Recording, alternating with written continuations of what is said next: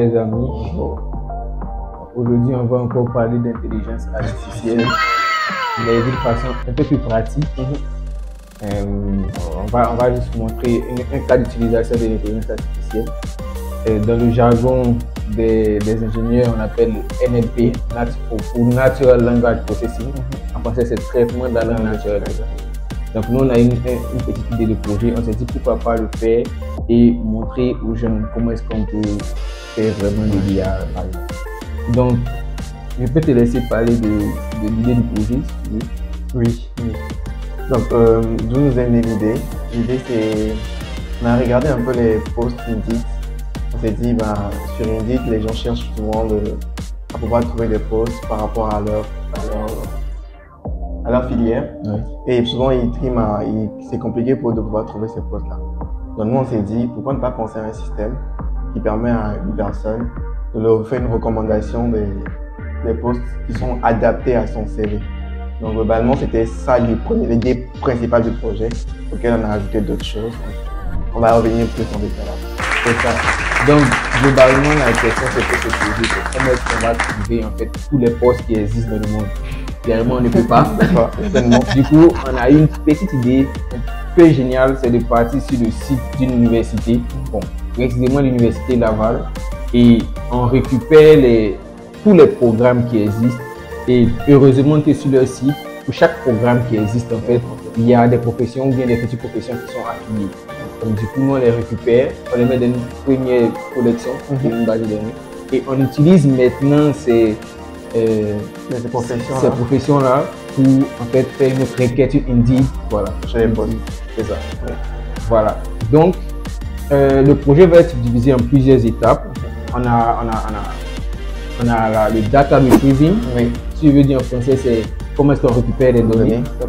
Donc, en gros, vu qu'on n'a pas les données nous-mêmes, on va les récupérer en faisant du web scraping. Donc, tu peux l'expliquer rapidement, c'est quoi le web scraping? Oui, du coup, le web scraping, mettons par exemple, on prend l'université de Laval, comme me disait mon ami tout à l'heure, il disait sur le site de l'université de Laval, on a les filières, et sur chaque filière, on a les professions. Donc, nous, on s'en va sur le web, on écrit un code Python, qui va automatiquement aller sur le site web, et va aller chercher pour chaque filière, quels sont les postes associés. Donc, c'est une sorte d'automatisation. Il va aller chercher sur la page web les informations qui nous sont nécessaires par rapport à comment on a programmé. C'est ça. Donc, le web scraping, en fait, si vous voulez, il y a deux types de web scraping. Je ne dirais pas qu'il y a deux types. Bon, il y a des pages web qui sont statiques, il y a des pages web qui sont dynamiques. Donc, vu que nous, on travaille avec très souvent des pages web dynamiques, c'est-à-dire on va utiliser Selenium, qui est un outil qui permet d'automatiser un peu la recherche sur Internet. Un peu comme si c'était un humain, il vient lui-même, il ouvre la page, il récupère des données, et puis ainsi de suite. Donc, c'est tout ce qu'on va faire dans le data retrieving et c'est de ça que cette vidéo-là va parler. Mais on va continuer par vous expliquer les prochaines étapes en même temps pour que vous sachiez ce qu'on va faire prochainement. Mais aujourd'hui, on parlera du data retrieving. Donc, après le data retrieving, on aura le data processing. Donc, excusez-nous pour l'anglicisme, c'est parce que très souvent on parle beaucoup en anglais. Mais c'est un peu le pré-traitement des données. Donc, on aura des données brutes qui seront dans nos bases de données. On va devoir les traiter pour qu'elles aient la forme qu'on veut pour pouvoir entraîner nos systèmes d'IA maintenant. Donc, c'est ça qui sera la deuxième phase. Et après avoir fait le data processing, on va commencer à faire nos entraînements. Donc, nos entraînements seront divisés en plusieurs types d'entraînements. Donc, tu peux expliquer les types d'entraînement? Oui, du coup, on a le premier type d'entraînement. On partira from scratch. C'est-à-dire qu'on va prendre un modèle qui n'a jamais été entraîné, on va faire l'architecture nous-mêmes, puis on va utiliser cette architecture, on va entraîner nos données à partir de rien du tout, à partir des données de base. Puis on a le second type d'entraînement qui est le fine-tuning. On part sur un modèle qui est déjà pré-entraîné, un gros modèle, mais mettons, je peux prendre un modèle de la Llama 3 par exemple sur Facebook.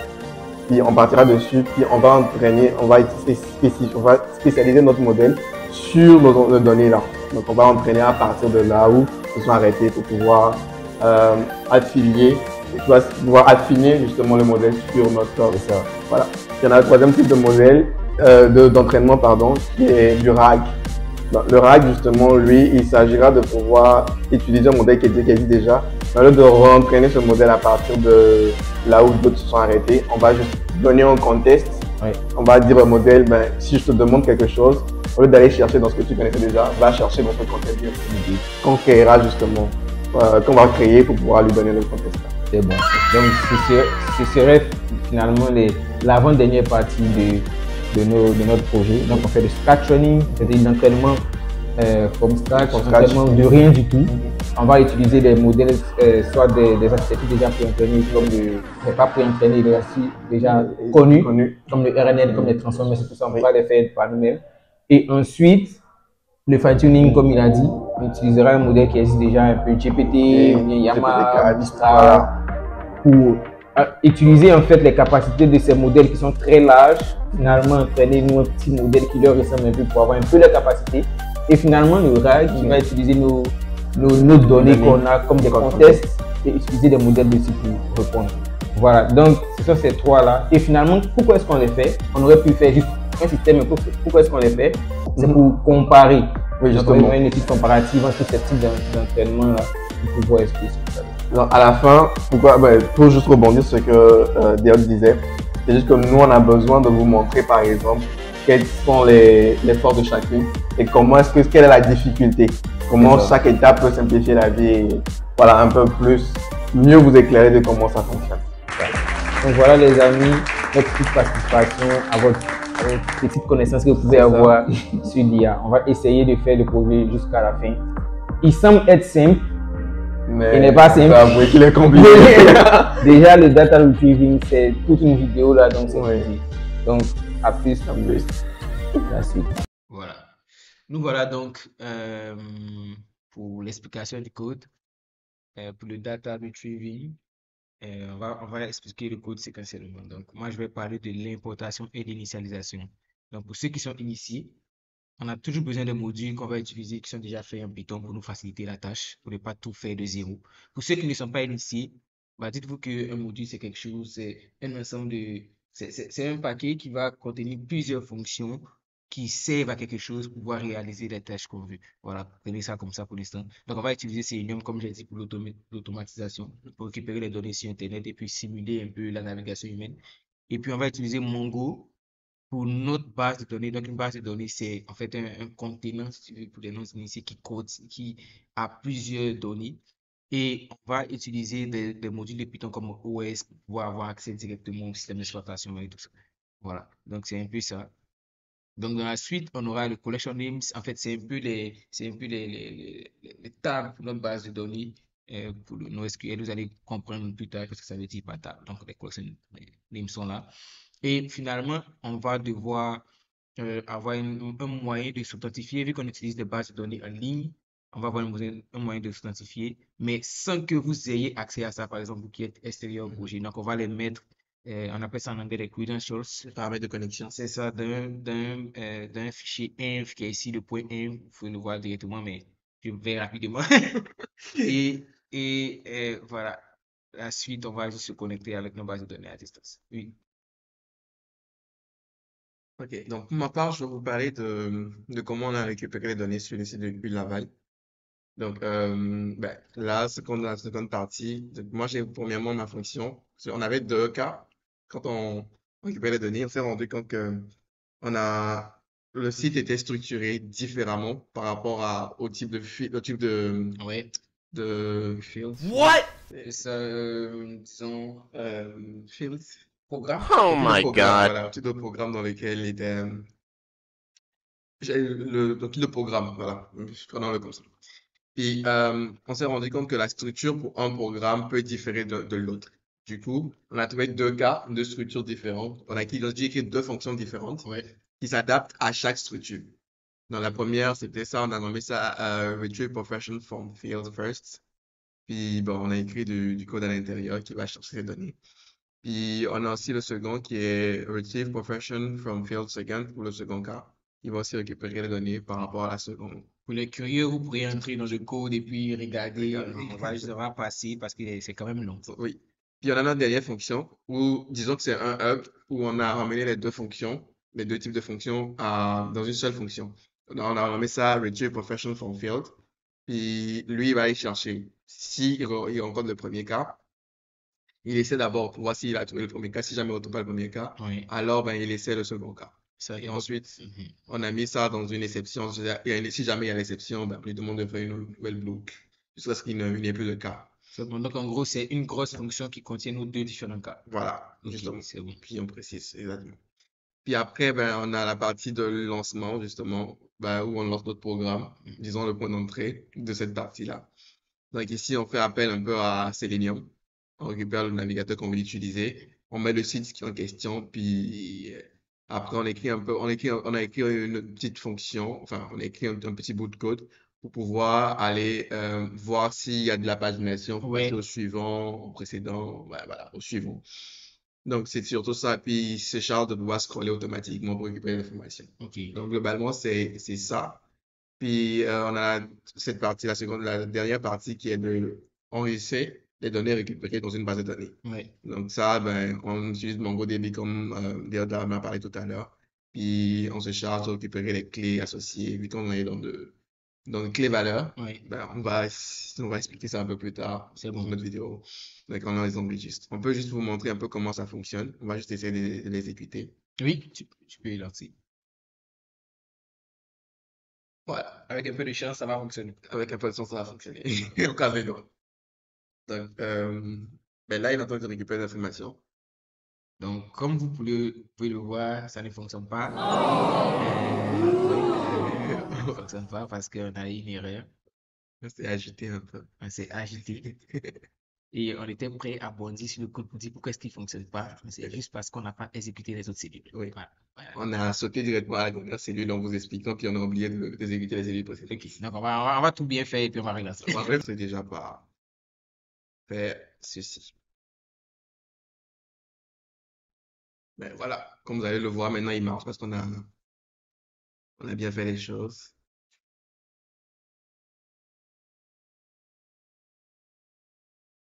Ben, il prend un peu plus de temps parce que ben, il a beaucoup d'informations à chercher. Mais c'est bon. Je pense que c'est. Oh my God. Ouais, ça prend du temps, hein, parce que pour certaines choses. Maintenant, on va vous expliquer un peu pourquoi ça prend plus de temps ici. C'est par exemple quand on vient sur celui-là, ben, on a les professeurs qui sont là, mais il a plusieurs cas par exemple. Ici, on a une concentration de 12 cours, concentration de 6 cours. Il va passer tout ça en revue, puis il va aller chercher pour toutes ces professions, pour tous ces cas-là, ces cheminements, Ouais. les professeurs associés. Ouais. Donc, c'est un peu plus long. C'est pour ça qu'il prend autant de temps. Donc, on va toujours rester, on va patienter Ouais. le temps qu'il finisse. Bah, on peut pas juste couper parce que vous avez vu un peu. Ouais. Donc, je dirais, on arrive à la partie phare. En fait, c'est Retrieve Post from Indeed parce que c'est là qu'on voulait arriver. Finalement, on voulait tout ce qu'on faisait là avec le site de Laval, c'était juste pour prendre des métiers qui existent. Parce qu'on va pas réfléchir pour chercher sur Internet tous les métiers qui existent. Là, finalement, on a ça. On va aller maintenant sur Indeed et on va entrer en fait ces projets-là, en fait, ces impressions-là dans la barre de recherche pour avoir des postes existants à ce moment-là où on parle. Donc, le problème, c'est qu'on ne peut pas le faire manuellement. Bon, on pourrait le faire manuellement, C'est long. mais voilà, 2000 programmes et quelques. Donc, on va essayer de What? automatiser tout ça. Donc, le state date to date, c'est un truc pour récupérer les dates, vous avez compris. Finalement, on aura besoin de beaucoup de regex, en fait, d'expressions régulières pour pouvoir récupérer les dates parce que c'est assez bizarre comme c'est écrit, donc il va falloir récupérer d'une certaine façon. Vous pourriez le voir dans la démo tout à l'heure. Le Indeed Positions Infos, en fait, pour chaque rôle qu'on va appeler position ici, il faut avoir les informations. Donc, les informations, il y a plusieurs champs. On va prendre, par exemple, Position Title qui est ici, Company Name. Donc, Position Title, c'est le titre de la profession, de la position. Le Company Name, c'est, vous avez compris, l'entreprise et puis ainsi de suite. Donc, plusieurs champs qu'on pourra récupérer. Ça, encore une fois, c'est du web scraping qui sera fait là. Et puis, on va tout récupérer avec des scripts de Python, enfin, des scripts de Python et de JavaScript combinés. Oui. Parce que des fois, Selenium n'arrive pas à prendre du test et tout ça. On sera obligé d'utiliser un peu du JavaScript pour scroller avec scroll view ici et puis avec, je sais pas moi, comme init-test quelque part qu'on le voit ici, voilà, par exemple. Et voilà, on va pas, encore une fois, on va pas trop rentrer dans les détails, mais c'est globalement ce qu'on a fait. Tout ça, c'est des champs. On fait des try except parce que des fois, on lui donne des chemins qu'il ne trouve pas forcément.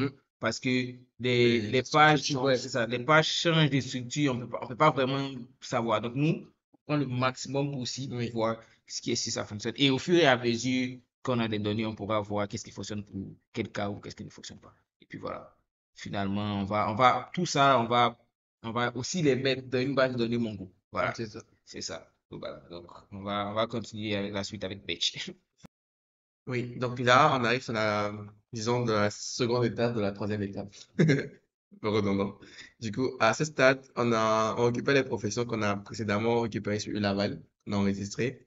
Mais vous allez le voir, c'est la liste, on a la TUM, la liste de marché et tout. Puis, on s'est donné pour défi de faire la recherche sur Indie de 3 pays. Ouais. Donc, on part sur le Canada, on part sur les USA, et puis on part sur la France. Ah ouais, je vous vois venir, vous pensez qu'on allait faire tous les pays. Bah non. Non, on a juste pris 3. Déjà, même les 3, c'est quand même conséquent. Ça va pas quand on va finir. Puis, on a pris, pour chaque poste, pour chaque profession, pardon, on a pris sur les de Laval en français. Mhm, Donc, nous, on est parti pour faire une traduction en anglais. mhm. Donc, pour pouvoir s'assurer d'avoir tous les postes possibles, parce qu'il y a des postes qui sont mis sur Indeed qui sont en anglais. Mettons USA, par exemple, la proportion de postes en français qu'il va avoir là-bas, c'est très faible. Du coup, ici, on a configuré un peu on a donné plus de tonus à notre navigateur Ouais. parce que on a rencontré un problème qui était lié au CAPTCHA, qui permet de vérifier si la personne qui est sur le site est un robot ou pas pour éviter les attaques de DOS, genre ça, oui. déni de service, Oui. pardon. Puis pour ça, on a dû créer plusieurs agents pour simuler des navigateurs différents. Mhm. Quand je parle de navigateur, je fais référence aux utilisateurs par ricochet. D'accord, pour parler en français plus simple, en fait, ce qu'on fait là, c'est un peu du vol et on ne veut pas être bloqué. C'est Ouais, tout ça. ouais, ouais. C'est exactement ça. Voilà. On va éviter d'être bloqué par du CAPTCHA parce que c'est un peu ennuyant Ouais. de ne pas avoir toutes ces données. Ben, comme je vous disais tout de suite, on part sur le Canada, on part sur les US ensuite et puis on part sur la France. Ok, ben, on a cette partie-là qui permet de traduire Ouais. nos professions de français en anglais. C'est ça. Puis, ben, vous aurez le code Bah, qui est là. pourquoi est-ce qu'on l'a fait finalement? C'est parce que quand je rentrais sur Indeed certains postes en français, bah, je cherchais le Canada, mais finalement, il me renvoyait que les données du Québec. Mhm. Donc, on s'est dit, bon, c'est certainement parce on écrit en français, il fait comme une sorte de, il regarde les adresses IP, il fait une sorte Ben, de match. Ah, ouais. par rapport à la localisation. C'est ça. Donc, le fait de transformer en anglais, en fait, ça nous a permis d'avoir beaucoup plus de postes. C'est ça. Voilà. Donc, c'est ça. Ben, c'est tout simplement ça. Merci, Diane. Ben, on a cette partie-là qui permet de pouvoir finalement démarrer le web scraping, qui va utiliser les fonctions qu'on a écrites précédemment. Puis, ben, ici aussi, on a fait un peu la pagination. On vérifie si jamais il y a il y a il y a de la pagination sur la page. Puis, on va aller chercher toutes les données, Ouais. ne rien manquer. Donc, on va essayer de vous exécuter ça pour voir un peu ce que ça donne. Ok. Mais on va éviter de faire l'erreur de l'exécuter sans avoir exécuté ce qui précède. C'est bon. Donc là, je m'en viens de commencer par tout début. Donc, on va démarrer celui-ci. Et on va démarrer celui-là. Ben, c'est un peu long, hein. On va y arriver. Go. Ça, c'est la partie qui lance il dit expression is not defined. Euh, oui, comme on l'a montré tout à l'heure, ben, il s'est juste refermé en même temps. Là, on va le réexécuter normalement. Voilà. Là, il va nous ouvrir la page de Indeed. Bah, et ouais, bon, c'est pas grave, ils sont pas chanceux. Oh my Voilà, god. c'est ça. Comme on vous le disait, on a lancé trop de fois. Mhm. Puis on a le CAPTCHA qui s'est démarré Oui. et qui nous met des bâtons dans les roues, par exemple. On peut utiliser des proxys, mais on a trouvé d'autres solutions. Les solutions seront expliquées, c'est simple. On va faire de VPN. la récupération, par exemple, en batch, ou bien une VPN, mais on peut faire ça en batch Mhm. pour pouvoir travailler avec, par exemple, une certaine quantité de données, Mhm. commencer le pré-traitement avec, Oui, et ensuite, Ensuite, pendant qu'on fait le pré-traitement, on lancera d'autres parties pour ne pas être attrapé comme ça. ouais, c'est ça. Ou bien Donc, encore utiliser un VPN, quelque c'est chose. ça. Ben, pour le moment, on vous laisse dessus. Je vous montrerai sur mon ordinateur à moi, vu que je n'ai pas cette vérification-là. Puis vous verrez mieux quoi ça risque. C'est ça.